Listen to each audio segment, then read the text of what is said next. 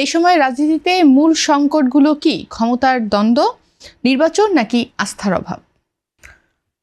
এই সময়ের নির্বাচন হওয়ার জন্য সবচেয়ে বড় সমস্যা হলো আস্থার যে একটা সংকট। এখন পর্যন্ত এদেশের যে আইন শৃঙ্খলা বাহিনী, পুলিশ বাহিনী, তার প্রতি জনগণের এখনও আস্থা ফিরে আসে নাই। নির্বাচন কমিশন, তার প্রতিও আমাদের যথেষ্ট আস্থার ঘাটতি আছে। এবং সবচেয়ে বড় বিষয় যেটা হলো যে একটা নির্বাচন সুষ্ঠু হওয়ার জন্য যে দরকার যে অবাধ, সুষ্ঠু এবং সর্বজন গ্রহণযোগ্য আর কি, তো সেটাও এখন পর্যন্ত হয়ে ওঠে নাই আর কি। আমার পূর্বতন বক্তা যে জিনিসটা বললেন যে আমরা খুব স্পষ্টভাবে দেখতেছি যে টোটাল দেশের নির্বাচনী আবহাওয়া এবং বিভিন্ন প্রশাসনিক স্তরগুলো একদিকে ঝেলে পড়ছে আর কি। ভবিষ্যৎ হোক নিরাপদ, বিনিয়োগ হোক বিশ্বস্ত, আর আমার পছন্দ সল্ট বে। ওয়েলকাম টু সল্ট বে।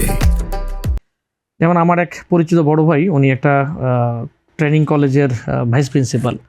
গত কয়েকদিন আগে উনি শাহবাগে ছিলেন।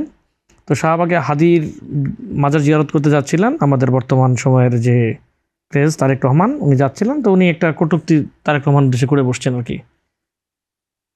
তো ফলে কি হয়েছে, সাথে সাথেই তাকে পুলিশ, ওইখানে যারা কর্তব্যরত পুলিশ ছিলেন তাকে ব্যাপকভাবে প্রহার করে, শাহবাগ থানায় নিয়ে যায় এবং সেখানে যেয়ে তাকে উপযাজক হয়ে তার নামে মামলা দেওয়া হয়। মামলা দিয়ে তাকে জেলে পাঠিয়ে দেওয়া হয়।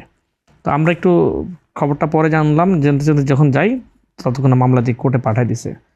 কি বিষয়, একটা মানুষ যে তাকে আমরা যে মত প্রকাশের জন্য যে লড়াই গত 15 বছর করে আসছি, আমরা সেটাই দেখলাম যে শুধুমাত্র আমি একজনকে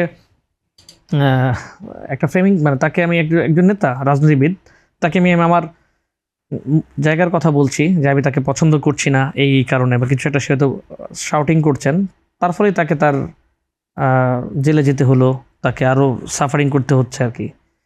তো ফলে টোটাল এবং এখানে দেখলাম যে আসলে যতটা না বিএনপির দায়, রাত্রেবেলায় রিজভি ভাই দেখলাম যে একটা দুঃখ প্রকাশ করে সংবাদ প্রেস বিজ্ঞপ্তি পাঠাইছেন, কিন্তু ততক্ষণ তার জেল গেছেন, 2 দিন জেল কাটছেন, 12 তারিখে তার হাজিরাও আছে। অর্থাৎ বিএনপির চাইতেও এখন এই যে প্রশাসন অতি বিএনপি হয়ে ওঠা, এটা খুবই বড় রকমের একটা ভয়ঙ্কর বিষয় আমাদের সামনে নির্বাচনের জন্য আর কি।